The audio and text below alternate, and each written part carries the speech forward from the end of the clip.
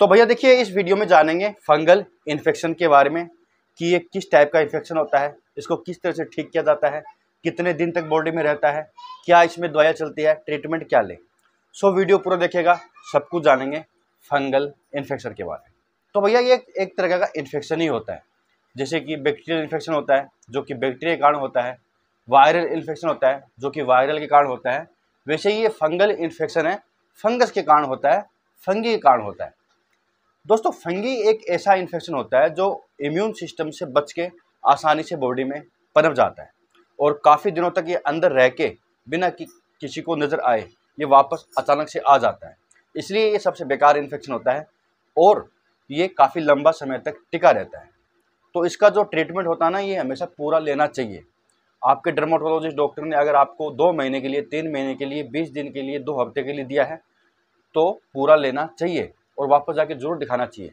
क्योंकि अक्सर लोग गलती यही करते हैं, दवाइयाँ पहले ही बंद कर देते हैं, ठीक होने लग जाते हैं तो उनको लगता है कि मैं ठीक हो गया, लेकिन वो जब फंगस होता है वो वापस आ जाता है। फंगस, वो इन्फेक्शन तो ख़त्म हो जाता है लेकिन उनके अंडे रह जाते हैं पेट में, तो वहाँ पर फिर वो वापस अटैक करते हैं, 10-15 दिन बाद में वापस आ जाते हैं और वापस अपनी इन्फेक्शन की ग्रोथ को बढ़ा लेते हैं और इस बार कई गुना होके आते हैं। तो हमेशा ध्यान रखिएगा, ट्रीटमेंट पूरा लेना है। और ये जो इन्फेक्शन होता है ना, ये ज़्यादातर मौसम जब चेंज होते हैं, जब बारिश होती है, जब नमी वाली इलाके होते हैं, वहाँ ज़्यादा देखने को मिलते हैं। जहाँ ज़्यादा पसीना आ रहा है, ठीक है, नमी बहुत ज़्यादा है, तो पसीने आने से ये इन्फेक्शन बढ़ता है। इसको नमी चाहिए बढ़ने के लिए, इसलिए कोशिश कीजिएगा टाइट कपड़े ना पहने और पसीना कम से कम आए। अगर ज़्यादा पसीना आ रहा है तो आप हवा ज़्यादा लगने दीजिएगा। जिस भी एरिया में ये होता है वो एरिया या तो पसीने के कारण वो इन्फेक्शन बढ़ा है या फिर वहाँ हवा नहीं लगती। जैसे कि दोस्तों, अंडरवेयर के आसपास, ठीक है, जांघों के आसपास ये ऐसा होता है। पाँव के नीचे वाले हिस्से में ये इन्फेक्शन सबसे ज़्यादा पनपता है और वहीं से उड़ता है, तो ये एक फंगी के कारण होता है। अब बात करते हैं भाई इसमें क्या ट्रीटमेंट होता है।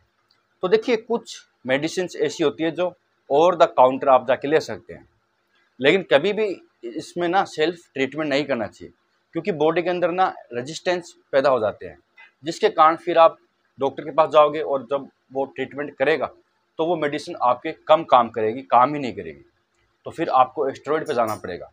तो ध्यान रखिएगा, रेजिस्टेंट पैदा नहीं करना है बॉडी में, यानी सेल्फ ट्रीटमेंट नहीं करना है। अब भाई सेल्फ ट्रीटमेंट क्या कर सकते हैं वो जानते हैं। तो देखिए, सेल्फ ट्रीटमेंट करने के लिए ओवर द काउंटर OTC के अंदर कुछ ऑइंटमेंट, कुछ क्रीम, कुछ टेबलेट आती है जो आप ले सकते हैं। जैसे कि अगर आपके फंगल इन्फेक्शन हो जाता है, फंगल इन्फेक्शन चाहे राउंड दाद के रूप में हो, चाहे चारों ओर फैला हुआ हो, चाहे डार्क निशान के रूप में हो, चाहे आप कोई रैशेस के रूप में हो, तो कई तरह के रूप में होता है, लेकिन ज़्यादातर देखा गया है कि राउंड पैच ही दिखाई देते हैं और उनके ऊपर कई बार तो बैक्टीरियल इन्फेक्शन भी हो जाता है उनके ऊपर, तो एंटीबायोटिक दवा भी साथ में लेनी पड़ सकती है। कई बार होता है कुछ पेशेंट में कि फंगल इन्फेक्शन के साथ साथ बैक्टीरियल इन्फेक्शन भी हो जाता है, तो वो सब कुछ डॉक्टर ही जान पाते हैं कि इसके साथ में एंटीबायोटिक दें या एंटी फंगल दें। तो फंगल इन्फेक्शन में एंटी फंगल चलती है, बैक्टीरियल इन्फेक्शन में एंटीबायोटिक चलती है जो बैक्टीरिया को मारती है। तो अभी बात कर रहे हैं फंगल इन्फेक्शन के बारे में, जो कि राउंड पैच बन जाते हैं, जिसके अंदर रेडनेस होती है, खुजली चलती है मीठी मीठी, ठीक है। तो भैया देखिए, पहली जो टेबलेट आएगी ना वो आएगी लीवोसेट्रिजिन टेबलेट। लीवोसेट्रिजिन क्या होती है? लीवोसेट्रिजिन एक एंटी हिस्टामिन सोल्ट होता है, एंटी एलर्जी सोल्ट होता है। ये खुजली को होने से रोकता है और केमिकल मैसेंजर ऐसे होते हैं जो बॉडी के अंदर सूजन पैदा करते हैं, रेडनेस पैदा करते हैं, ईचिंग को बढ़ाते हैं, तो उन केमिकल मैसेंजर को ब्लॉक कर देता है, तो ईचिंग नहीं होती। दूसरा दोस्तों, OTC प्रोडक्ट आता है क्रीम के फॉर्म में, जैसे कि आप ले सकते हैं कीटाकोनाजोल के अंदर, आप ले सकते हैं सल्टाकोनाजोल के अंदर, और आप ले सकते हैं लूलिकोनाजोल के अंदर, और भी कई तरीके की एंटी फंगल क्रीम दवाई की दुकान पर आपको मिल जाएगी। तो सिंगल सोल्ट में आपको यूज़ करना है, साथ में कॉम्बिनेशन नहीं होना चाहिए, क्योंकि वो साइड इफेक्ट करते हैं बाद में, उनके साथ एस्टेरॉइड साथ में आएगा। तो एस्टेरॉइड वाली क्रीम यूज़ नहीं करनी है, प्लेन एंटी फंगल क्रीम आपको यूज़ करनी है। इसके साथ आप टेबलेट ले सकते हैं, या तो आइट्रोकोनाजोल ले सकते हैं या फिर फ्लूकोनाजोल ले सकते हैं। फ्लूकोनाजोल डॉक्टर की सलाह से और आइट्राकोनज़ोल भी डॉक्टर की सलाह से लेना चाहिए, क्योंकि ये बाद में रेजिस्टेंस पैदा कर सकते हैं। लेकिन ये डॉक्टर प्रिस्क्राइब करेंगे और वो सही तरीके से करेंगे, सही डोज बताएंगे, सही डायरेक्शन बताएंगे, किस तरह से लेना है, कब नहीं लेना है। तो ये ले सकते हैं, एंटी फंगल है, अच्छा काम भी करती है। फ्लुकोनाज़ोल 3 दिन में एक भी लिया जाता है, रोज़ भी ले सकते हैं और 7 दिन में एक भी होता है। तो ये कैसे पता चले, ये डॉक्टर ही बताते हैं। तो हमेशा ये जो दवाइयाँ होती है ये डॉक्टर की सलाह से लेना चाहिए।